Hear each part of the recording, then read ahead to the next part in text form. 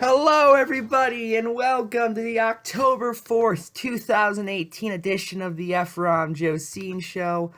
I am your host, Ephrom Josine.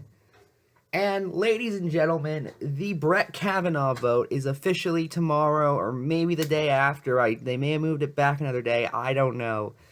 That's more something I've heard whispers about and seen on Twitter, but not something I could see an official news source confirm. But either way, we're almost done with thinking. We're almost done with Brett Kavanaugh. I'm sure they're going to delay it for another 3 years at this point.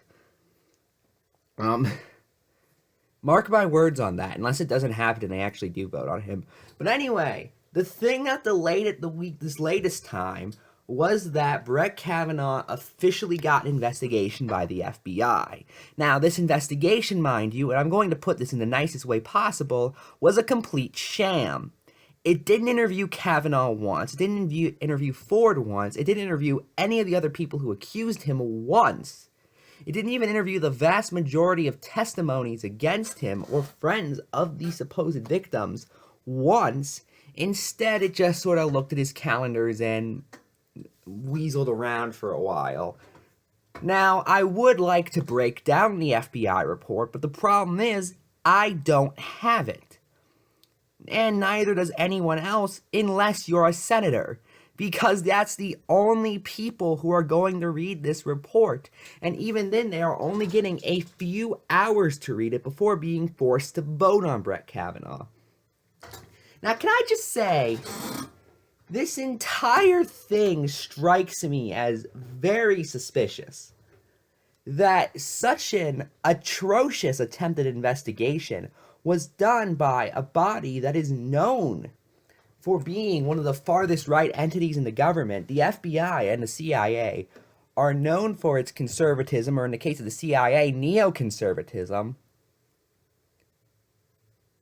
And yet, they're giving this investigation that is supposedly extremely conservative justice, and they're only giving senators a few hours to read it. And may I remind you, remember, the reason why we were supposed to still confirm Kavanaugh was because of due process, which doesn't actually make any sense. That would mean we don't confirm him or deny him until a trial happens. But okay.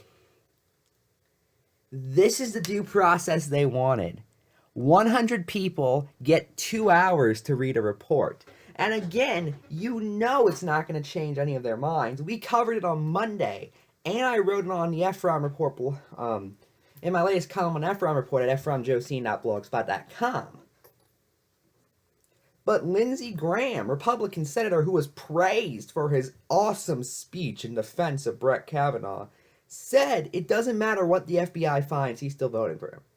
McConnell's not going to have his mind changed. Paul's not going to have his mind changed. Flake is going to probably pretend to have his mind changed. The only reason Flake is going to vote against this is if it's for good boy points, honestly. Just for his next presidential run. By the way, he's doing a presidential run. Because Jeff Flake is literally the most annoying person you'll ever come across. Oh, did I say that? I think I may hate Jeff Flake more than I hate Donnie. I wasn't even fully aware that was possible, especially for the people who supposedly oppose him, but I think Jeff Flake's about on that level. And Chuck Schumer has said he will not do any repercussions for Democrats who vote for Kavanaugh. So essentially, he's going to be confirmed, and the entire attempt to deny his confirmation was just a giant show.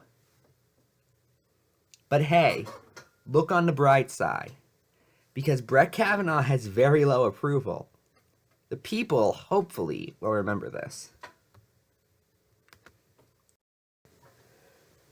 Anyway, so now that we're done talking about Donnie's failed appointments, let's talk about Donnie himself, because, oh yes, it turns out he committed tax fraud. We officially have proof of this. And I'm just sitting there thinking, didn't we already know this kind of? I mean, honestly, I just assumed he committed tax fraud every single year. And only got caught for it a few times. Is that cynical? Probably. But you know what? I don't care anymore. Sorry.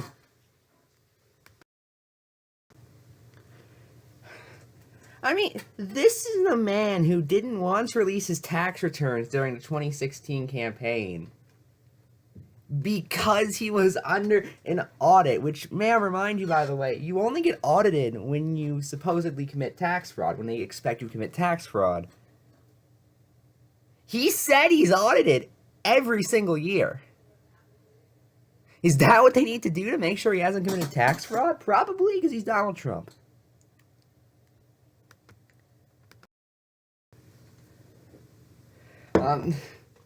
And for that matter, I just want to point out, remember the good full year we spent with people saying, oh no, of course Donnie pays his taxes.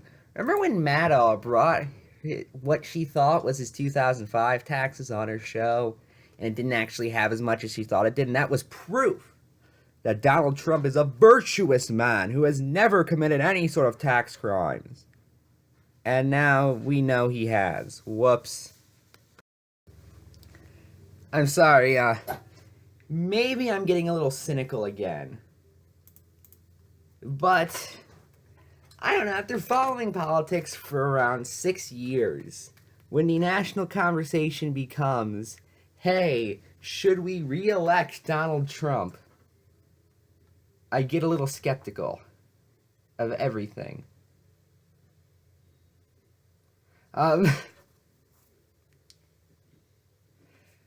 But let's actually break this down on substantive grounds. The first thing I'd like to address is the obvious selective outrage. Because not paying taxes is what caused the Republican Party to turn on Richard Nixon in the 70s. That was one of the smallest things he did in terms of corruption. That's what caused him to turn on him. Paying taxes to the wrong place nearly ended Al Franken's 2008 Senate campaign. You know, misuse of tax laws nearly killed the Obama IRS.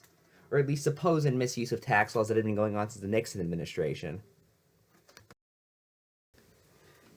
And then Marco Rubio went on Twitter and said, actually, the problem is that if there were any tax laws that Donnie could violate, they need to be more simple. We need to do more tax cuts.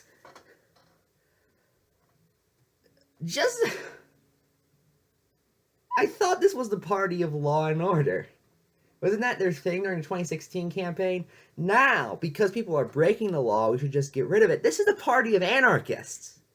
These are honest-to-God anarchists at this point. But, you know, I have the solution. And you may think this is a joke, and it's supposed to be, but they'll do it. Why not just make Donnie tax-exempt for life? That's what they're going to do anyway. Might as well just get it done now. You know, do it before the midterms. Say that there were billions of dollars worth of tax cuts. Don't mention it went to Donald. And then have all the Republican voters flock without fact-checking. That's it. I'm Ephrom, and good night.